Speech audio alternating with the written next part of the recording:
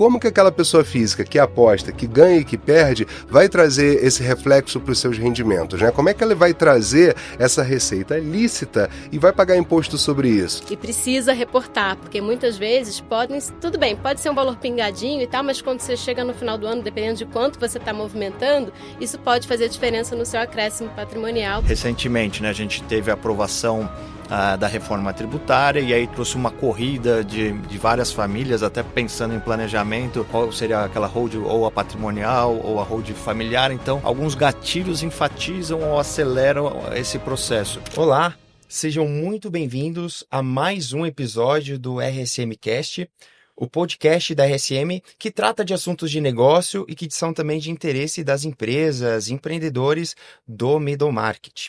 E a missão do RSM Cast é exatamente essa: descomplicar, desmistificar um pouco temas que são complexos, como reforma tributária e outros. E o tema de hoje, ele é de bastante interesse para todos nós que somos pessoas físicas. Afinal, vamos falar um pouquinho sobre aumento de patrimônio, ganho de patrimônio, planejamento, vamos até passar por temas relacionados às bets, criptoativos e outros, e entender como a reforma tributária também traz impacto em todo este contexto. Então, se você quiser entender melhor como navegar sobre esses temas que são complexos e que a gente vai traduzir um pouquinho mais hoje, esse episódio é para você. E para discutir, então, este tema e outros que a gente vai entrar por aqui hoje na mesa, nós recebemos 3 especialistas da RSM. E eu quero começar aqui chamando, né, e convidando a Carol para dar um alô aqui para a gente. Carol Rotatori, que é sócia de Tax aqui da RSM. Bem-vinda, Carol. Oi, pessoal. Prazer estar aqui com vocês. Então, meu nome é Carolina, sou sócia da RSM, estou aqui há 9 anos, mas já trabalho com tributação pessoa física há mais de 20 anos. Sou apaixonada por esse tema, é o que me move sempre. Adoro saber as histórias das famílias, dos clientes. E fico muito feliz de ver no decorrer dos anos como essa prática de olhar para a pessoa física, ela vem crescendo ao longo da última década, dos últimos anos, né? Então, muito bom estar aqui com vocês hoje para bater esse papo. Muito obrigado. Também o Felipe Fortes, que é sócio de Tax aqui na RSM. Seja bem-vindo, Felipe. Muito obrigado. Eu gostaria também rapidamente só de me apresentar. Então, meu nome é Felipe Fortes, sou sócio aqui da área de impostos, mais de 20 anos trabalhando aí na área tributária. Já passei por algumas empresas de consultoria e auditoria, advogado de formação. Primeira graduação, na verdade, na sequência fiz também contabilidade e, por fim, uma especialização em business. E acho que assim são temas muito relevantes. Na minha experiência, sempre trabalhando com investimentos inbound e outbound, foi algo que esses temas sempre foram muito latentes. Alguns deles mais recentemente, como as bets, mas sem dúvida todos eles aí muito importantes nesse âmbito. Muito legal, obrigado, Felipe, pela introdução. E também Leonardo Biar, sócio-líder de Tax na RSM. Bem-vindo novamente, Biar. Obrigado pela apresentação. Para aqueles que não me conhecem, meu nome é Leonardo Biar, eu sou sócio-líder da área de consultoria tributária aqui da RSM. Sou advogado com especialização em LLM em Direito Tributário. Também sou contador, né, por necessidade depois da profissão, acabei me tornando contador. Tenho mais de 2 décadas de experiência em escritório de advocacia, empresa de auditoria e consultoria. Tive a oportunidade de liderar a prática de impostos para governo e setor público em 11 países, sendo responsável na América Latina, em outra empresa que trabalhava antes da RSM, e estou aqui na RSM já há 9 anos. Né? É interessante que quando a gente fala sobre consultoria tributária de uma maneira geral, né, a gente sempre pensa em oportunidade de otimização de encargo tributário para pessoa jurídica e tudo, mas a gente tem que levar em consideração que, na verdade, a estrutura familiar, a estrutura da pessoa física, que é o beneficiário final de toda a modelagem que a gente coloca, que é o mais impactado e é para quem a gente vai endereçar os nossos comentários hoje, né? Quer dizer, para o empresário como pessoa física final, como beneficiário final de toda a sua estrutura patrimonial e toda a sua estrutura empresarial, né? Então é um tema que, sem dúvida nenhuma, ele tem grande apelo e relevância, porque cada vez mais no ambiente de incertezas, no ambiente de reforma tributária como a gente está passando agora, o planejamento e a visão do impacto na pessoa física, ele se torna extremamente relevante de fato, né? E é muito importante quando a gente fala de middle market também. No middle market, nós vamos ter muitas famílias empresárias por trás, né? Então, o planejamento não pode parar na pessoa jurídica, ele tem que ir até a pessoa física, até todos os membros da família, primeira geração, segunda, terceira e por aí vai, né? Então, muito importante a gente ter o foco na pessoa física também. Perfeito. Muito obrigado pela introdução também, Biar. Complemento, Carol. E planejamento sucessório é uma das pautas aqui também. Então, para a gente começar, o primeiro assunto que eu trago aqui à mesa é justamente o advento das bets, das casas de apostas. Que, só pensando em 25, por exemplo, vamos pensar no âmbito de futebol, de patrocínio de time de futebol. Praticamente todos os clubes de Série A estamparam em algum momento uma casa de aposta como patrocinadora. E fora isso, intensificou a comunicação, intensificou também toda a parte de campanhas para uma aposta mais consciente. A gente vê todo esse movimento e o brasileiro se jogou. Não é verdade? Mas eu quero trazer uma primeira pergunta para vocês. Esse tema, apostas, casas de apostas, bets, para o brasileiro, pessoa física, é hype ou já passou de tendência para realidade? Como é que vocês veem um pouco esse contexto? Se eu puder começar aqui, eu diria que isso com certeza já é uma realidade no Brasil, né? Quando a gente olha, e até um horizonte curto, aí 10 anos, pensando 10 anos atrás, a gente nem tinha a presença das bets aqui, ou tinha muito ainda timidamente, né? Enquanto outros países, até desenvolvidos ali, como você pega o Reino Unido, as bets já eram uma realidade lá. Estados Unidos também, vários paraísos fiscais com as suas localidades ali na parte de software das bets. Isso foi de um ano para outro, ou muito rapidamente, se tornou uma realidade no Brasil. Então, como você colocou, times de futebol hoje patrocinados pelas bets, elas em todas as mídias aí, e abarcando todas as classes sociais do Brasil. Então, não é uma realidade só de uma classe mais ou menos favorecida, e sim de todos, e estando presente também no mundo empresarial. E vocês, Bia, Carol, como é que vocês veem esse tema? Também vejo como uma prática. Até do ponto de vista... Meu filho é apaixonado por futebol e sabe o nome das bets, porque tá lá na camisa de todos os jogos, né? Então é uma grande realidade. E até me impressionou um pouquinho ao longo dos anos, porque eu tinha a impressão de estar um pouco longe do nosso circuito de pessoas, do nosso ciclo de pessoas, e a gente já vem vendo gente, né? Vejo pessoas de diferentes poderes aquisitivos realmente investindo, né? Assim, que pode-se falar, né? Já nas bets também, né? Eu acredito que as bets já são de fato uma realidade aqui no nosso país, né? E são uma realidade, eu diria até que irreversível, porque já foi introduzida aqui um pouco na nossa cultura, na cultura popular, né? E eu acredito que na verdade, não era que eu acredite. Eu via muito esse movimento das bets com um pouco de ceticismo, eu confesso a vocês, porque o Brasil ele é um país ainda muito retrógrado para esse tipo de investimento, né? Então, até então, a gente tinha as lotéricas controladas apenas pela Caixa Econômica Federal, a gente já teve aqui um ensaio, né, de bingos, né, de outras casas de aposta, mas o Brasil ainda é um lugar que não tem cassino legalizado, né? Então, a primeira forma de cassino legalizado que a gente teve foram as bets, que vieram através de uma plataforma digital. Eu acredito que a adesão do Brasil, ela se deu ao fato de isso ser inevitável, né? Porque hoje em dia o acesso à rede mundial de computadores, ele está acessível a todo mundo, né? Então, você consegue, hoje em dia, ainda que não tivesse a legalização no Brasil, você já podia, se quisesse, fazer uma conta com um IP que não fosse rastreável para você poder apostar nos Estados Unidos e qualquer outro paraíso fiscal, né? Então você poderia fazer isso. Estados Unidos e UK. Então, sentindo um pouco desse movimento, é que a gente passou para a conversa necessária da regulamentação das bets ainda no final do governo anterior, inclusive ao que vivemos hoje, né? Na verdade, as bets elas foram introduzidas ainda no final do governo do Michel Temer, né? Então, elas tiveram já essa previsão para que elas fossem regulamentadas, algumas garantias que fossem colocadas. Então, existe uma parte legal para que elas funcionem aqui no Brasil. É um investimento pesado das marcas, mas como o nosso mercado é um mercado muito grande, mercado consumidor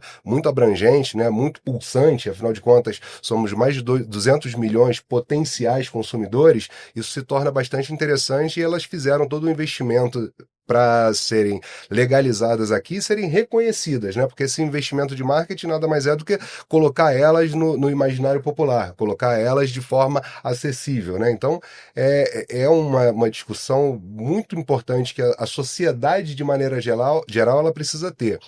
Não vamos aqui demonizar ou glorificar, né? Ninguém está falando que a empresa incentivando que seja feito investimento, aposta, né? Aquela ideia de que você vai ficar milionário com uma aposta e tal, não é isso que a gente está colocando. A gente trouxe aqui para nossa reflexão a realidade, e aí, quando a gente passa para a realidade das bets, que elas existem hoje, a gente precisa trabalhar o elefante que está na mesa. Qual é?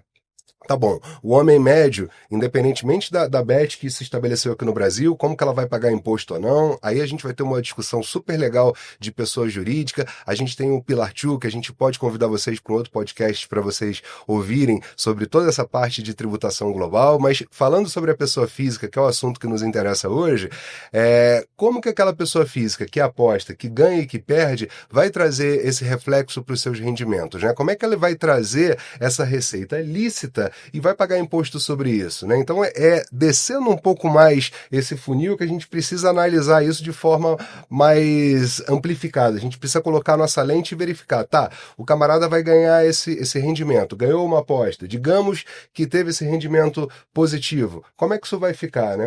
E aí, Carol, você como especialista, o que você nos diz sobre isso? Acho que vale a pena a gente comentar também que a gente já tem experiência com empresas de bets estrangeiras que têm vindo para o Brasil e trazido seus principais executivos estrangeiros para trabalhar aqui no Brasil e, né, crescer o mercado de bets aqui no Brasil. Então, realmente é uma realidade que a gente vem vendo no nosso mercado de trabalho. Respondendo a pergunta do Léo, é isso, é uma empresa pagando, vai vir um informe de rendimentos para quem recebeu aquele ganho, né?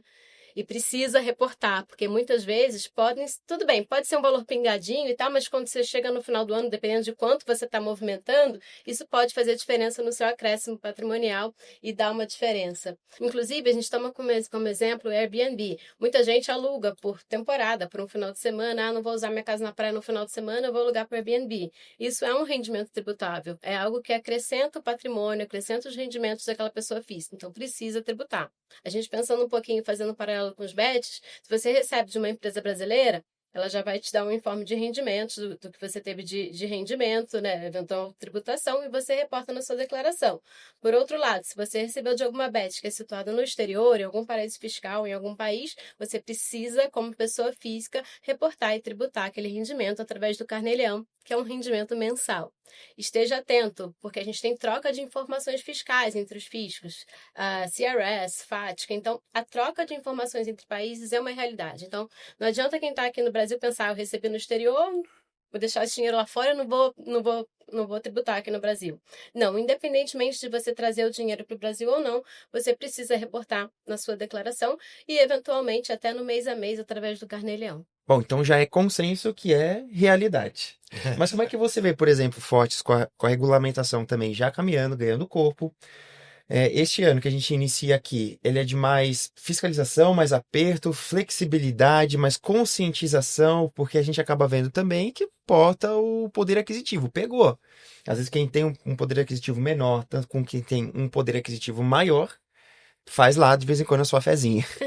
Mas como é que você vê um pouco esse nosso contexto início de ano aqui? Eu acho assim, passado, né, a primeira discussão, e a gente concorda, todo mundo aqui, que é realmente uma realidade, por necessidade, essa realidade veio até as mudanças legislativas e com elas um compliance maior. Então, é o governo emitindo regras e normativos justamente para abarcar uma situação fática nova que é a das bets aqui no Brasil.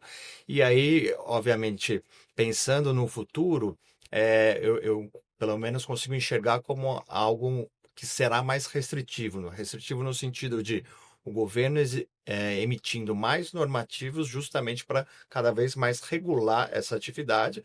E se de um lado a gente vai ter bastante regulamento e normas sendo emitidas, do outro também a gente vai ter aí um compliance grande em termos de o que precisa ser declarado, o que precisa ser reportado para que a atividade seja toda feita de acordo com a legislação que a gente tem no Brasil. Então, Além disso, ainda a gente percebe uma tendência de um incremento, né, da tributação das bets. Se no nível da pessoa jurídica a gente tem aí projetos de lei caminhando para uma elevação de 12% para 18%, enquanto na pessoa física a gente tem ali uma isenção, né, até 2.000 e poucos reais é um rendimento isento, mas acima disso a gente já tem a tributação dos 15%. Então, em resumo, a gente vai ter com certeza um maior controle sendo observado, em paralelo aos novos normativos que vão apertar esse controle.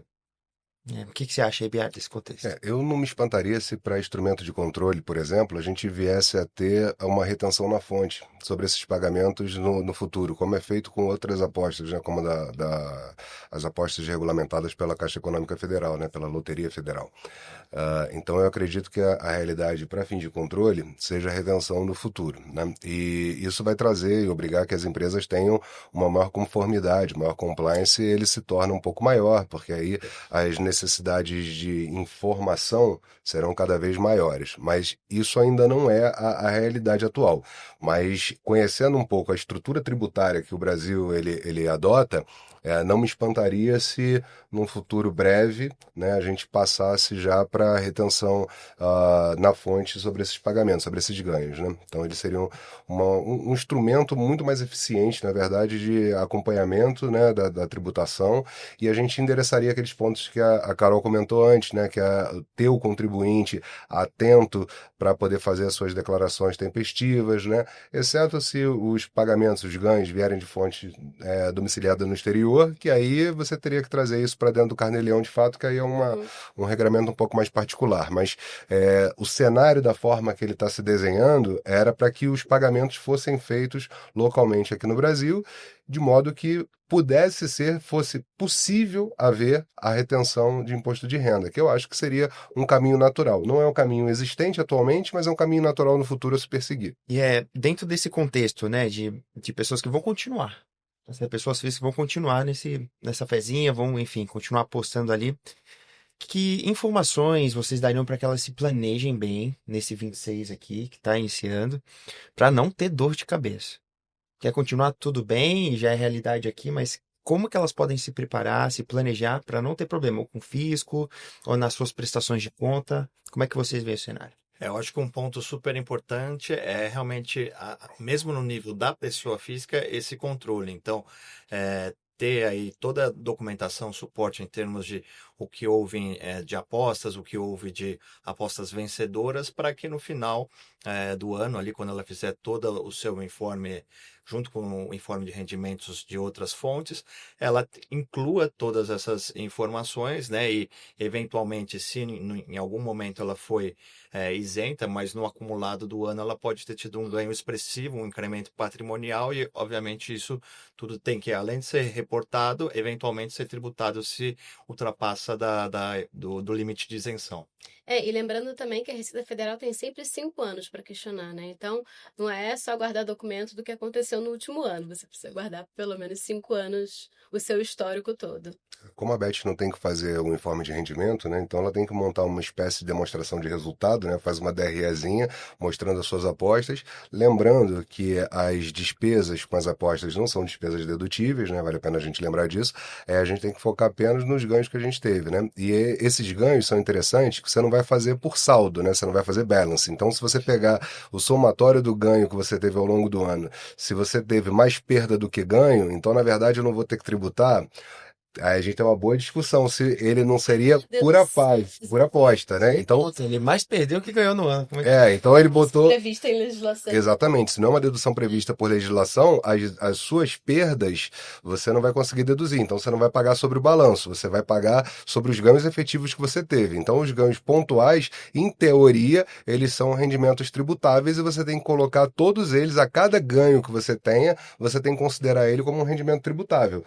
Né? Então você não vai pagar sobre o seu balance. Simples assim, então precisa ter uma boa contabilidade. A própria pessoa física, né, apostadora, precisa, é a mesma coisa que quem investe em ações, né, de mercado, precisa ter um bom controle aí Exatamente. né? A única diferença é que quando você investe, por exemplo, em ações, como você colocou, Carol, geralmente as corretoras vão emitir um informe de rendimentos e tudo com os seus ganhos para que você pudesse reportar, né? Aqui a gente está falando de uma obrigatoriedade de um acréscimo patrimonial que eu não tenho ainda uma obrigatoriedade de informe de rendimento. Então, se eu não tenho, traz para a pessoa física ainda essa responsabilidade. E aí, quem for mais malicioso pode pensar, pois bem, se eu não tenho essa obrigatoriedade da pessoa jurídica de organizar e encaminhar para a pessoa física, o fisco também não vai ter essa informação para poder fiscalizar a pessoa física. Essa lógica não funciona exatamente assim, porque as transferências, os pagamentos que vão ser feitos, são pagamentos de natureza bancária. Vai ser feito um Pix, uma transferência qualquer que seja. E as transferências hoje, elas são acompanhadas sim, o Banco Central tem essa informação, ele tem esse detalhamento e ele pode usar o prazo prescricional, como a Carol falou, de 5 anos, para que ele volte e fiscalize o contribuinte. Então é possível. Então, quando o contribuinte muitas vezes acha que não vai ter elemento suficiente para poder ser inspecionado, né? Então ele vai contar com a ineficiência do fisco. Muitas vezes se conta com a ineficiência do fisco. O problema para uns e a sorte para outros é que o fisco brasileiro ele é extremamente eficiente. Ele investe muito em tecnologia e a gente consegue ter uma fiscalização extremamente abrangente e com qualidade, né? Então ele tem as informações, ele tem equipamento para fiscalizar, então não vamos contar com a ineficiência do fisco, porque pode ser que não ocorra. E, de novo, tanto quando a gente fala de apostas brasileiras, né, fisco conseguir, né, ir atrás, quanto apostas no exterior também, porque existe a troca de informações, então a gente consegue, o fisco consegue até mesmo olhar o que está acontecendo lá fora. Eu diria que nesse mundo digital e todo tecnológico, esse cruzamento de informações, ele é hoje em dia muito mais facilmente feito seja autoridades fiscais, seja Banco Central, então a gente acaba alcançando as duas formas, tanto no exterior, como a Carol estava mencionando, através da troca de informações, quanto aqui no Brasil, se o fisco, por exemplo, pega as informações via Banco Central das instituições financeiras. Então, de todo lado, assim, eu diria que o contribuinte ele está muito mais sendo monitorado e facilmente a gente consegue fazer esse controle maior, né? Deixa eu ilustrar uma questão que a gente está colocando aqui, que eu acho que é importante. Você fez uma aposta num jogo da NBA lá fora, aí o camarada foi e ganhou essa aposta, num valor considerável, e aí ele fala, eu vou colocar isso lá fora, eu tenho uma conta no exterior, vou deixar isso lá fora, vou deixar como disponibilidade, e aí vou usando para algumas despesas no exterior. Porque aí, fazendo isso, eu não precisaria reportar esse dinheiro no Brasil, não é isso? Lê do engano, porque o Brasil, ele adota, na verdade, esse conceito de tributação global dos rendimentos, e aí, mesmo ele ganhando lá fora e esse dinheiro não vindo para patrimônio, para solo brasileiro, ele é um dinheiro, um recurso de alguém que é residente fiscal no Brasil, portanto, devedora de impostos no Brasil, essa pessoa. Então, independentemente de onde essa pessoa aufira os seus rendimentos, ele é tributável aqui no Brasil, tá ok? E aí, lá fora, a gente já tem alguns mecanismos para compartilhamento dessa informação, já dá para saber pelo FATCA se ele tem um rendimento lá fora que eventualmente não está reportado. Então, mais uma vez, não podemos contar com a ineficiência do fisco. A gente precisa fazer as coisas que conforme a legislação determina, né? Por muito menos. Dois exemplos bobos, super simples, né, que a gente tem visto ao longo dos últimos anos. Se uma pessoa é síndica, morador do prédio, síndica, deixa de pagar o condomínio, o que ela deixa de pagar de condomínio é um rendimento tributável também. E aí vários síndicos foram recebendo cartinha da Receita Federal. Nossa, como que chegou nesse ponto? A Receita Federal chega. Outro ponto que é bem... Como ela chega, só para a gente ilustrar, que é interessante, porque ao ferir renda, ele não é só você ganhar um dinheiro. Quando você tem nesse conceito, é um decréscimo de passivo, que era uma despesa que você teria, que é suportada por outra pessoa. Ou seja, o condomínio acabou dando uma benesse para você e não te cobrou o condomínio. Então, se ele não cobrou uma despesa que você teria, você ficou mais rico ou mais pobre? Teoricamente, você está mais rico naquele valor, né? Então, através do decréscimo do passivo, você acabou incorrendo em fato gerador de imposto de renda. Exatamente. Se você empresta seu apartamento para um familiar, para um irmão, por exemplo, mas não cobra aluguel, uma parte você tem que tributar, mesmo que você não receba.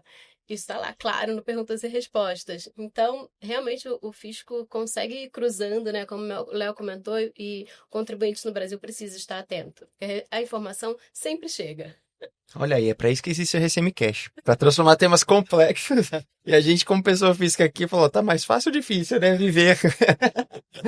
Mas assim, acho que nesse contexto de bet, né, além da responsabilidade, tem que ter um planejamento muito forte por trás, né? Então, Principalmente e é para algo aqueles que o valores brasileiro que carece, né? vão sendo muito significativos quando você olha o total de rendimentos da pessoa física, né? E quanto ela acumulou de bet ao longo do ano, pode ser significativo. Ainda que não seja significativo, quer dizer que você tem que reportar de qualquer maneira, mas fica mais evidente ainda quando vai se tornando um valor muito Expressivo. expressivo, É, e à exatamente. medida que a gente discute aqui, fica mais claro para mim também esse pilar educacional para o brasileiro mesmo, Sim. não é? Bom, a partir desse tema de planejamento, de como as pessoas também têm que olhar para esse ponto, não tem como a gente fugir sobre planejamento e residência fiscal. Então, Carol, passando a bola aqui para você, como é que você enxerga esse ponto e por que o planejamento sucessório ele é tão importante para pessoas que têm esse patrimônio mais alto tanto quanto para as pessoas que têm um patrimônio médio também. Então, Uhum. traz para a gente um pouquinho esse Tá ótimo. fundo. Planejamento sucessório, planejamento de mudança de domicílio fiscal tem sido uma grande realidade para quem trabalha nesse campo, né? É o que a gente mais tem visto. Hoje em dia a gente tem muita mobilidade, as famílias são muito, tem uma grande mobilidade, então você tem às vezes a primeira geração da família morando no Brasil e outras morando, a segunda na França, a terceira já foi para os Estados Unidos, aí na quarta geração você tem gente em todos os países, são pessoas que trabalham com TI, estão trabalhando em diversos países espalhados pelo mundo. Então, hoje, para as famílias com maior patrimônio, não basta só você olhar para o Brasil e pensar o que eu faço? Vou fazer um inventário? Vou fazer um testamento? O que eu faço? Você precisa olhar de uma maneira muito global para onde está o seu patrimônio, para onde os seus membros da família estão localizados, porque você precisa planejar, não só no Brasil, quanto no exterior, tá? Então, na jurisdição de cada membro da família. Hoje em dia, não é só quem tem um grande patrimônio que tem investimentos fora, a gente tem alguns veículos aí financeiros que já facilitam o investimento no exterior, até mesmo para a classe média, uma classe média alta já consegue ter algo do seu patrimônio fora, né? A gente pensa naquela coisa naquele ditado que você não deve manter todos os ovos dentro da mesma cesta, e quando a gente pensa fala sobre patrimônio é isso, né? Então, quem consegue diversificar já está colocando um pouquinho no exterior, um pouquinho em previdência, um pouquinho nos investimentos financeiros no Brasil. Então, quem consegue já está olhando para o exterior. E isso torna muito relevante você pensar no seu planejamento sucessório, no seu planejamento, né, de residência fiscal e principalmente porque você trabalhou uma vida inteira por aquilo. Você não quer, né, que grande parte vá desnecessariamente pro ralo com impostos. Então, você, de uma maneira efetiva, você consegue se planejar dentro da lei para cumprir, né, as suas obrigações no Brasil ou onde quer que esteja seu patrimônio ou algum membro da família. Legal. E quando a gente pensa em sucessão, assim, Carol, o que tem de diferença entre a herança e também a sucessão em vida e os pontos de... É verdade. E as diferenças aí, se há impactos, né, tributários, jurídicos? Tá. Isso vai muito dentro do próprio planejamento sucessório, né? Então, tem famílias sempre olhando para a realidade. Não existe receita de bolo. Vai ser sempre a realidade da sua família. Às vezes, para uma pessoa, faz sentido em vida ainda você fazer uma doação com reserva de usufruto, ou seja, você consegue ainda manter o gozo daquele imóvel, por exemplo, mas já está no nome do seu filho. Para outras famílias, dependendo da realidade, do que o patriarca pensa, eu quero deixar tudo comigo e só depois que eu falecer vai para os meus filhos, né? Então, a gente tem sempre que olhar a realidade, a cultura da família, onde a família está. É Sudeste, é Nordeste, o Sul. Cada região aqui do Brasil, a gente vê uma realidade de família, né? Cultural. Então, quando a gente fala de um planejamento, a gente vai olhar muitas vezes, principalmente o viés tributário, mas você não pode esquecer de olhar a realidade e a cultura daquela família também. O que funciona para aquela família? Não adianta só olhar os números. Isso que torna tão delicado o assunto quando a gente trata de famílias. Você tem que olhar todo o background daquela família, né? A gente tem visto muitos executivos que muitas vezes estão para receber um bônus muito alto e querem mudar domicílio fiscal, né? A gente tem visto muito famílias que às vezes estavam nos Estados Unidos, umas até devolvendo o green card, que é algo que era inimaginável no passado, todo mundo queria, e hoje a gente já tem visto executivos muitas vezes devolvendo o green card e pensando em vir para o Uruguai, por exemplo. Porque o Uruguai, dependendo de como você vai para lá e tal, você consegue ter uma isenção sobre seus rendimentos do exterior por até 10 anos e depois uma alíquota fixa bem pequena. Então a gente tem visto um movimento muito grande de brasileiros indo para o Uruguai. E aí ficam lá um tempo durante o ano, tá pertinho do Brasil, pega um voo, em 3 horas está aqui. Então a gente tem visto executivos indo para Panamá, por exemplo. Então para ganhar uma bolada de RSU, Stock Options, eu vou ver no mundo qual país que é mais vantajoso eu fixar minha residência fiscal para conseguir ter uma vantagem tributária, né? Então, a gente tem feito estudos com vários países, né? O planejamento pré-imigratório, que a gente chama, e a gente olha o que a pessoa tem de patrimônio, o que a pessoa tem de rendimentos, como é que seria tributado nesse país que a gente está analisando. E aí compara diversas jurisdições e a gente consegue chegar a qual país seria mais efetivo do ponto de vista tributário. Mas, de novo, eu falo, não vamos olhar só o tributário. Quando a gente fala de mudança, tem muito mais do que isso. Você tem que olhar a realidade de cada pessoa física. Faz sentido aquele país para você? É óbvio que o viés tributário ele é fundamental, mas vamos olhar também se faz sentido para você, aquele país que você está escolhendo, né? E muitas vezes isso passa batido. Aí chega, vai para aquele país, aí a esposa fala, não tô gostando daqui, vamos voltar. Então, de que adiantou você fazer um mega... juntar. Faz o planejamento tributário, pré-imigratório, mas vê também se você culturalmente se identifica com aquele país, né? Esse é até um ótimo ponto, né, Carol? Porque muitas vezes nós, como advogados, a gente pensa justamente na economia fiscal, do planejamento e trazer uma situação que, do ponto de vista tributário, seja melhor para a família ou para a pessoa física.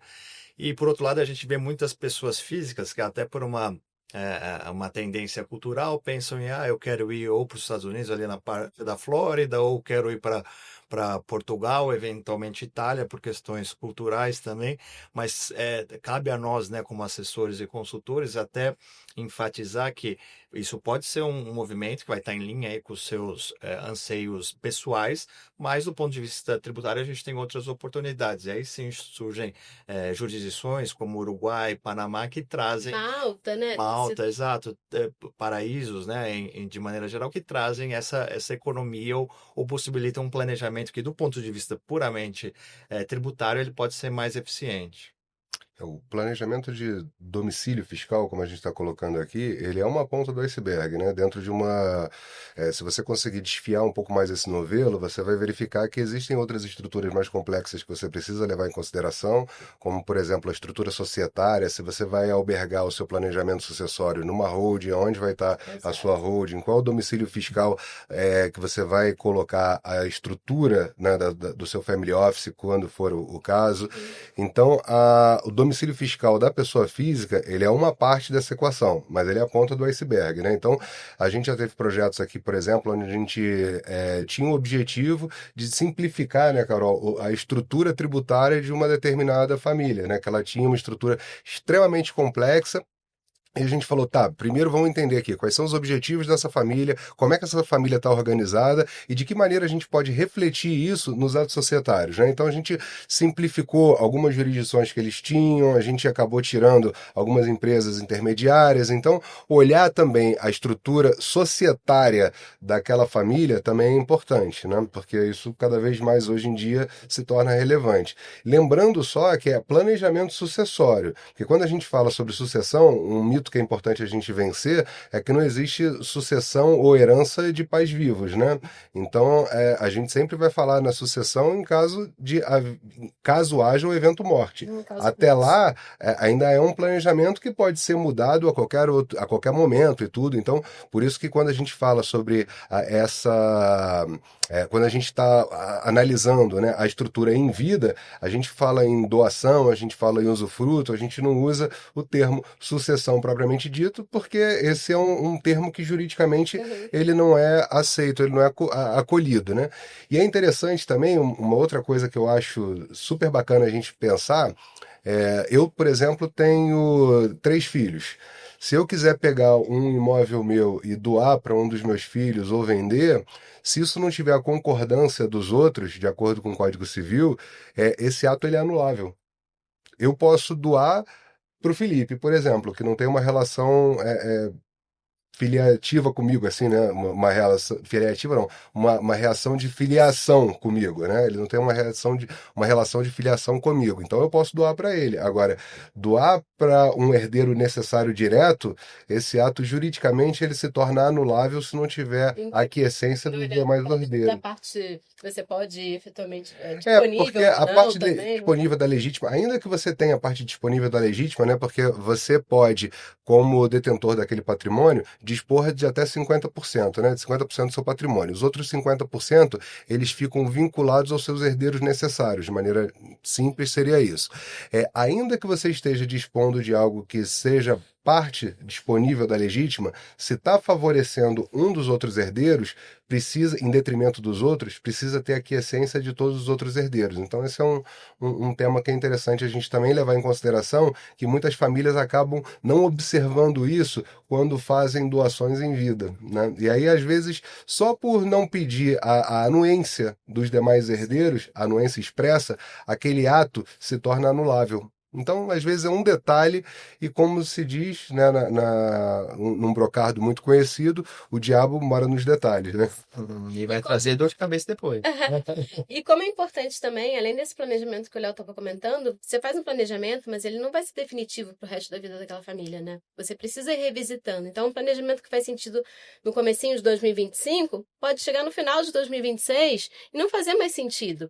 Seja porque a legislação brasileira sobre aquele tipo de planejamento mudou, a gente teve jurisprudência, decisões que talvez tenham trazido algum impacto para aquele tipo de planejamento que você tinha, ou mesmo um membro da família deixou de ser residente fiscal, mudou o domicílio. Será que vale a pena para quem vai mudar para Portugal ter uma offshore, um BVI, por exemplo? Pode não ser tão vantajoso. Então, você sempre precisa ir revisitando o planejamento que você fez. Eu acho que essa atualização e a checagem se o planejamento ainda continua válido e eficaz é muito importante, né? Porque ao longo dos anos a gente vai tendo gatilhos que muitas vezes disparam uma necessidade de adequação. Então, recentemente, né, a gente teve a aprovação da reforma tributária e aí trouxe uma corrida de várias famílias, até pensando em planejamento, qual seria aquela hold ou a patrimonial ou a hold familiar. Então, alguns gatilhos enfatizam ou aceleram esse processo, mas é algo que acho que é bem em linha com o que a Carol está comentando. A gente precisa revisitar e eventualmente atualizar esse planejamento constantemente. Quem está dentro de uma estrutura, uma família que está dentro de um family office, você tem profissionais ali que estão no dia a dia buscando isso. Se você é um grande executivo que talvez não tenha ainda uma estrutura de um family office por trás, é importante você estar ligado, né, em ter bons consultores também para garantir que seu planejamento esteja em linha com o que tem de melhor aí. Até quando a gente fala sobre essas atualizações, vocês falaram sobre a reforma tributária e tudo, e aí a gente tem agora a introdução daquela figura do imposto de renda mínimo, né, e tudo. Então, para quem recebe, por exemplo, dividendos e recebe mais do que R$ 600.000 por ano, você precisa... Oi? Talvez fazer uma estrutura aí. Você precisa analisar a sua estrutura, né, de recebimento para que você possa otimizar esse encargo adicional, né? Então a gente pode avaliar ou eventualmente colocar uma outra pessoa jurídica dentro dessa camada, temos essa possibilidade, temos a possibilidade de fazer pagamentos de outras fontes, né, para poder fazer um diferimento desses 600 mil entre outras pessoas jurídicas. Então esse tema, ele se torna relevante, né, nesse cenário que se avizinha agora nesse ano, e a gente precisa sempre manter essa verificação ativa, e porque a realidade de hoje ela pode não ser a realidade de amanhã, né? Então ela vai mudando. Bom, Carol, você trouxe alguns exemplos pra gente, né, de pessoas físicas aí que fazem essa mobilidade global e tal, mas do ponto de vista fiscal, quem é residente fiscal no Brasil hoje? Tá legal. Eu vou falar em dois blocos diferentes. O primeiro seria um estrangeiro que vem para cá e o segundo um brasileiro retornando, por exemplo. Então, quando a gente pensa em estrangeiro que vem para cá, a gente precisa sempre olhar o tipo de visto que ele tem. Quando a gente olha a legislação brasileira, vai fazer referência ao tipo de visto. É óbvio, quando a gente olha legislação global, melhores práticas globais, a gente sempre tem a questão de contar 183 dias no período de 12 meses, mas a legislação brasileira, ela vai muito com o tipo de visto. Então, o estrangeiro que vem aqui para o Brasil, Se ele vem com visto técnico, se ele é um marítimo, algo que é muito comum no mercado de óleo e gás, por exemplo, que a gente tem muito forte aqui no Brasil também, ele vai se tornar residente fiscal se ele ficar mais de 183 dias contados aí no prazo de 12 meses. Então, a gente tem que fazer o que a gente chama de um travel calendar. A gente vai contando quantos dias ele ficou naquele período desde a primeira entrada dele, para ver se ele se tornou não residente, se ele se tornou residente fiscal aqui no Brasil. Mas dependendo do tipo de visto que ele tem, se ele vem com uma autorização de residência, visto de trabalho, visto de diretor, por exemplo, se ele vai entrar numa folha de pagamentos de uma empresa brasileira, ele vai se tornar residente fiscal no momento que ele entra no Brasil com aquele visto. Então, a gente tem que olhar muito para a parte migratória, o objetivo dele, as atividades que ele vai efetuar aqui no Brasil, tá? Então, quando a gente fala de estrangeiro, é isso. Isso costuma causar muita confusão, porque a gente tem muito claramente essa regra global de contar 183 dias, mas se a gente olha para o tipo de visto e ele entrou na folha de pagamento aqui do Brasil, ele se torna residente desde a entrada. Então, isso costuma causar uma certa confusão com a legislação do país de origem, e a gente vai olhar tratado para evitar dupla tributação ou reciprocidade fiscal também para conseguir mitigar situações que a gente possa ter aí uma dupla tributação para esse profissional, tá? Então, isso é de estrangeiro. Quando a gente fala de brasileiro, existe também um senso comum. O brasileiro que passar aqui mais, vem para o Brasil visitar a família, mas acaba ficando por aqui, fica mais de 6 meses e se torna residente fiscal. Isso é um senso comum, mas na prática, a Receita Federal não é tão determinante assim. O que a Receita Federal fala? Um brasileiro, um cidadão brasileiro que retorna para o Brasil, ele vai se tornar residente quando ele tiver o ânimos definitivo de retomar uma vida aqui no Brasil. E esse ânimos definitivo não necessariamente vai seguir a regra dos 6 meses, porque pode ser que ele chegue aqui e já comece com os investimentos financeiros aqui no Brasil, já comece a trabalhar para uma empresa brasileira, já comece a já retome os seus vínculos pessoais, familiares, de uma maneira de que ali já existe uma residência fiscal. Então, quando a gente tem que ter muito cuidado quando a gente fala de brasileiro, assumir que são depois de 6 meses que volta para o Brasil. A gente sempre tem que olhar a realidade e o ônibus definitivo. Se a pessoa já estava, de fato, cumprindo todas aquele checklist, né, de se tornar um residente fiscal aqui no Brasil de novo. Perfeito. E Carol, assim, com a reforma tributária, muda alguma coisa? Eu não vejo um impacto direto da reforma tributária quando a gente fala de residência fiscal para quem está vindo aqui para o Brasil, tá? Mas o fato é que os controles estão muito mais apurados para você conseguir, seja o controle de vindas que você tem, né, de Polícia Federal no aeroporto. Então, os controles estão muito mais apurados. Então, aquela pessoa que vinha aqui, ficava um ano e pouco, não apresentava a declaração aqui, mas continuava trabalhando para uma empresa no exterior, remoto, essa pessoa que no passado talvez conseguisse não retomar a residência, vai ficar apertado para ela hoje em dia continuar nesse cenário.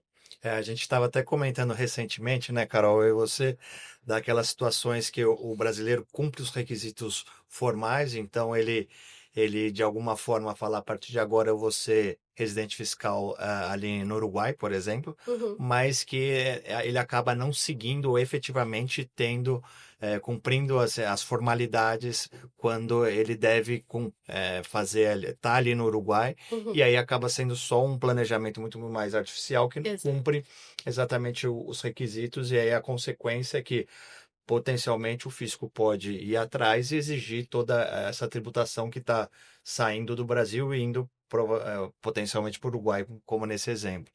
Exatamente. Como a Carol comentou, a gente precisa analisar o ônibus de estabelecimento da residência, né? Então, quando ele saiu daqui do Brasil e ele foi para outro lugar estabelecer domicílio, ele tem uma obrigação que ele precisa fazer no Brasil, que é a obrigação de fazer a sua declaração de saída, né? Que muitos deixam de fazer. Exato. E aí, a consequência disso é que ele acaba permanecendo com a residência fiscal no Brasil, portanto, sendo devedor de impostos aqui no Brasil, não é isso, Carol? Exatamente. Comenta um pouquinho mais sobre isso. O que acontece com isso? Tudo que ele passa a receber no exterior, ele deveria reportar e tributar aqui no Brasil através do Carnê-Leão, que é uma surpresa para muita gente, né? A gente tem aí hoje essa questão de movimento muito grande entre os países, mas se eu sou brasileira, estou a fim de ir morar nos Estados Unidos, né? Alguns pontos. Primeiro, como a gente falou num episódio anterior, né? Primeiro, fazer um planejamento pré-migratório, olhar o seu patrimônio, olhar o que você tem de rendimentos. Como que vai ser a tributação no país de destino, no país que você está planejando se mudar. Primeiro, eu quero encerrar a residência fiscal aqui no Brasil, porque eu vou ficar mais de 12 meses, eu quero ter minha vida lá, né? Olhar, eu sou sócio de MEI, eu sou sócio de uma empresa do Simples. Se você é sócio de uma MEI, se você tem, né, uma MEI, se você é sócio de uma empresa no Simples, você não consegue virar um não residente fiscal, tá? Então você precisa fazer todo o processo aí para extinguir aquela MEI ou passar para outro sócio, ou fazer outro tipo de estruturação para você conseguir encerrar a residência fiscal aqui no Brasil. Tudo bem, eu não sou sócio de empresa no Simples, eu não tenho MEI, eu vou encerrar a residência fiscal, eu vou ver com o banco, converter minha conta, fechar minha conta, fazer uma conta de não residente, que é a conta de domiciliado no exterior, verificar como vão ficar todos os meus investimentos, né? O que eu posso ter dentro de uma conta de domiciliado no exterior, porque não são todos os investimentos que você vai poder ter. Isso tudo está certinho? Eu vou fazer um processo de saída definitiva. Como é que é esse processo de saída definitiva? Primeira etapa, você vai fazer um comunicado de saída definitiva, que é aquela primeira informação que você diz para o fisco brasileiro que você está se tornando um não residente a partir do dia 5 de fevereiro, por exemplo. A partir daquele dia, tudo que eu recebo no exterior, eu não preciso mais reportar aqui no Brasil, nem tributar. Isso é muito importante. Se você não faz esse processo de saída, você acaba tendo o risco que o Léo comentou de sempre estar suscetível a questionamentos da Receita sobre o patrimônio que você acumular durante sua vida no exterior. Então, primeira fase, comunicado de saída. Você tem que fazer entre a sua saída e o último dia útil de fevereiro do ano subsequente ou da sua saída. Depois, março, abril, maio do ano seguinte, a sua saída, você faz efetivamente a declaração de saída definitiva, que nada mais é do que uma declaração igual a gente faz, de ajuste anual, só que ela é parcial, ela cobre 1º de janeiro daquele ano até a data que você está saindo e se tornando um não residente fiscal aqui no Brasil. Muitos executivos, né, que fazem declaração de saída se tornam não residentes, mas são beneficiários de planos de remuneração em ações de uma maneira global, tipo stock options, RSU, e a gente tem visto muita confusão quando a gente fala de um mercado nas empresas de tecnologia que você tem beneficiários, tem empregados no mundo inteiro, às vezes no mesmo ano calendário, eles estão Portugal e vão para os Estados Unidos. Portugal, você não consegue quebrar a residência no meio do ano. Para o ano inteiro você é residente ficar em Portugal. Aí ele chega nos Estados Unidos, fazem a contagem de dias e ele é residente também nos Estados Unidos. Então precisa entender, parte daquele, quando ele está dentro de um plano de remuneração de ações, a gente tem um período de carência que ele continua trabalhando na empresa. E aí ele se mudou de país durante esse período de carência. Então, parte do período ele trabalhou para Portugal, no nosso exemplo, parte do período ele trabalhou para os Estados Unidos. E aí, ele vai tributar 100% em Portugal, 100% nos Estados Unidos? Cada país vai ter uma regra diferente. Então, aqui no Brasil, a gente olha muito, como o Léo falou de um outro assunto, regime caixa. Se ele é residente naquele momento, ele tributa 100%. Se ele é não residente e não é pago por empresa brasileira, ele não tributa nada aqui no Brasil. Mas vários países atuam de uma outra maneira. Então, se ele esteve trabalhando aqui como residente fiscal durante o período de carência, ele vai pagar imposto, ainda que ele não seja mais residente fiscal no momento que ele efetivamente ganha essas ações. Então, esse é um tema que a gente vem trabalhando bastante e com muitos desafios nos nossos clientes, para aqueles que têm, assim, profissionais trabalhando em mais de 30 países e com uma mobilidade global muito intensa. Então, como que eu trato esse ganho? Ele é tributado no país de origem, no país de destino? Eu compenso? Uso o tratado para evitar dupla tributação? Como que eu faço para conseguir deixar de uma maneira efetiva a tributação que ainda seja um ganho vantajoso para aquele executivo, né? Então, isso tem sido uma realidade que a gente vem trabalhando bastante com os clientes também. E aqui acho que vale a pena mencionar que não existe pré-conclusão dessas situações, né? Porque muito dependendo de cada país que o indivíduo, né, ele atua, a conclusão pode ser totalmente distinta. Então, aqui eu acho que aquele senso de eu tenho que fazer uma análise específica e bem caso a caso, indo a fundo todos os países que eventualmente essa pessoa física passou, ela é primordial, porque ela pode ser uma conclusão totalmente distinta, considerando os países envolvidos aí e, obviamente, utilizando também os tratados para evitar bitributação. E isso a gente pensando só no imposto de renda, né? E aí, quando a gente fala de encargos sociais, trabalhistas, que também estão no jogo. Então, a gente não vai olhar só imposto de renda em cada país. E aí, estava trabalhando lá. vai estar sujeito também às regras do INSS local. Tem acordo de totalização, que assim como existe o acordo para evitar dupla tributação para fins de imposto de renda, a gente tem o de totalização, que é o de complementação previdenciária. Então, cada caso é um caso. Você precisa ter as empresas que patrocinam esses tipos de programa, elas precisam ter um bom sistema de gerenciamento desse benefício, saber aonde cada um está trabalhando, quando saiu daquele país, se fez uma declaração de saída, se tornou residente, se é residente, se é não residente. E é um sistema que ele tem que ser muito vivo e muito dinâmico. E esse sistema ele tem que ser pré-populado também por assessores, né, por uma inteligência ali que saiba regras que mudam quase que diariamente nos países, né? Você precisa ter a participação do executivo, a participação do assessor e a participação da empresa, né? Então eu diria que esse é um programa E com tripartite. tecnologia por trás para Claro, iniciar tudo, né? mas todas elas precisam trabalhar de forma integrada. Uma coisa que é curiosa, sabe por que tem essa regra dos 183 dias? Você pega no setor de energia, por exemplo, você tem os técnicos que trabalham no regime 28 por 28, né? Então eles vão ficar 28 dias trabalhando e 28 dias eles estão descansando, beleza? Se você fizer isso ao longo de 12 meses, você vai verificar que você vai ter aproximadamente 168 a 170 e poucos dias, né, dentro daquela jurisdição. Então você tem uma margem de erro, uma margem de segurança ali de 10% que você poderia errar. Aí o que acontece? Às vezes, esse camarada ele resolve tirar férias, o Brasil é um país super agradável, fevereiro, carnaval, isso acontece muito, tá? Ele desembarca e aí aqueles 28 dias ele resolve ficar no Brasil para poder aproveitar as belezas naturais do país, fevereiro dá aquele pulinho no Rio de Janeiro, que ninguém é de ferro, e ele comemora e se diverte loucamente por 28 dias.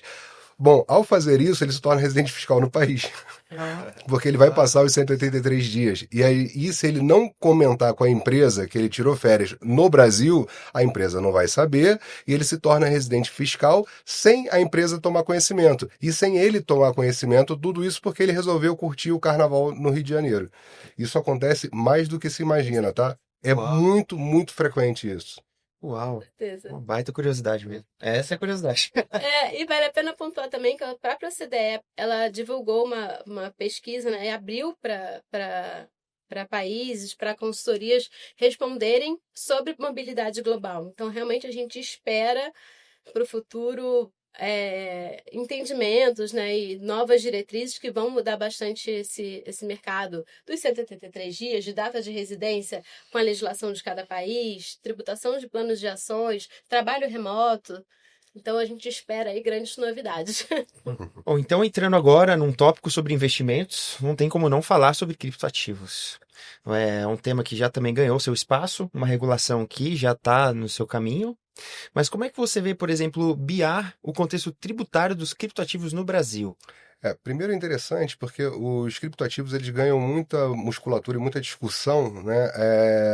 Eu acho que a primeira coisa que a gente imagina, pelo menos quando alguém fala sobre criptoativo comigo, eu lembro do 50 Cent. Eu não sei se vocês lembram dele, do cantor. Do rapper? Do rapper, que ele aceitou receber a venda de um dos seus CDs na época com criptoativo. Então ele recebeu alguns bitcoins, tá? E isso ficou esquecido.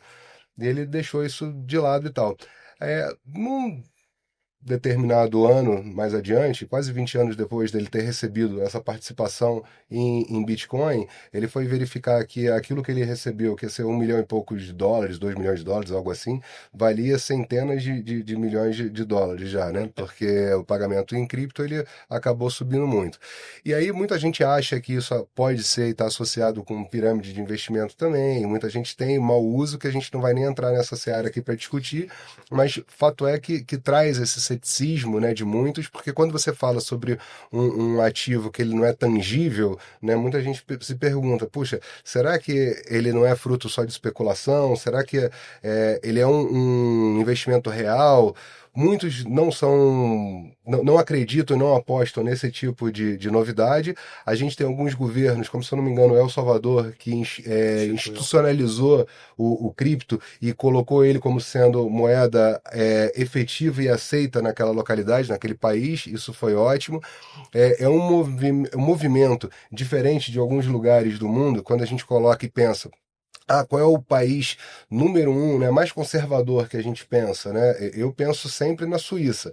Por que que a Suíça é um país que muita gente diz que ela não vai quebrar? Porque toda a sua economia ela está lastreada em ouro, né? Então, a cada moeda que é emitida, você tem um lastro correspondente em ouro.